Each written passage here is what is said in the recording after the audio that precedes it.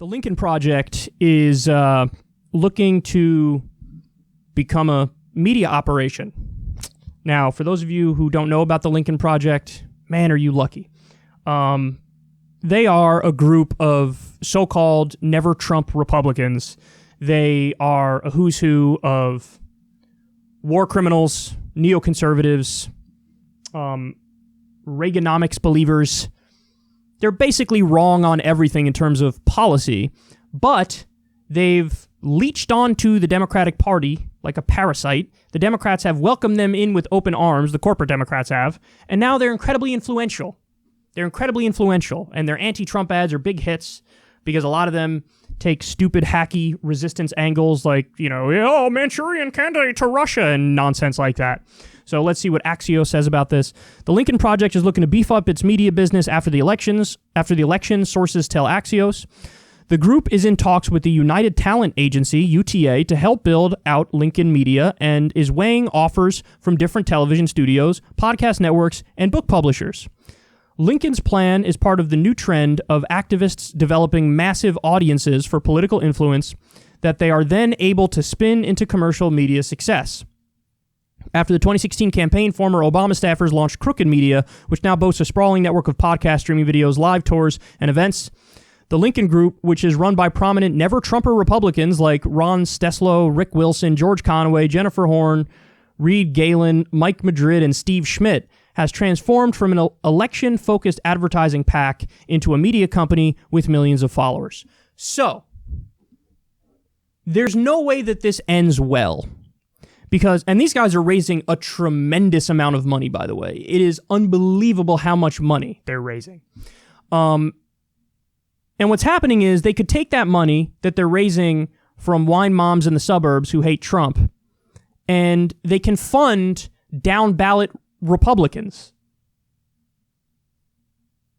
They could take this money and fund Republican causes. They only don't like Trump, but they love the policies of Trumpism. Endless war, tax cuts for the rich, so on and so forth. So, because people hate Trump so much, they're funding the same people who will continue to perpetuate his policies. And so, either they will literally just help Republicans in the post-Trump era, or they will work nonstop to make the Democrats even more like Republicans. They will continue to latch onto the Democratic Party and try to change them, not even really change them, make them more of what they are, more pro-war, more in favor of tax cuts, more in favor of deregulation. And so the monster's inside the house. You let them in because you saw some good anti-Trump ads. And to be fair, I think some of their ads were decent. A lot of them are garbage, but some of them were decent. But because people are so obsessed with just hating Trump that it doesn't even matter the specifics of the arguments being made or who's making them, well, now here we are. They become incredibly prominent. They're incredibly profitable. They have a lot of money.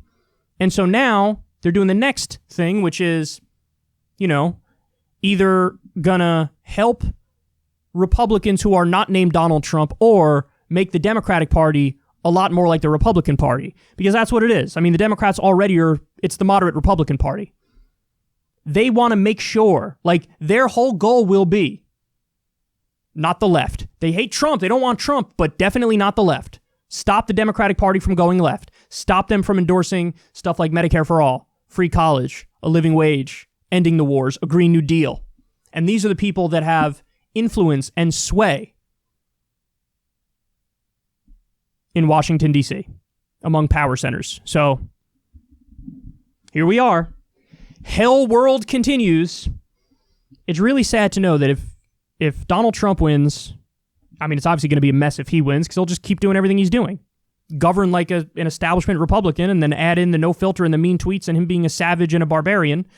And that's what his era would be in a second term. For Biden, he gets in power and it looks like, again, a moderate Republican will be in power and will continue with business as usual. And ghouls like this will be very influential.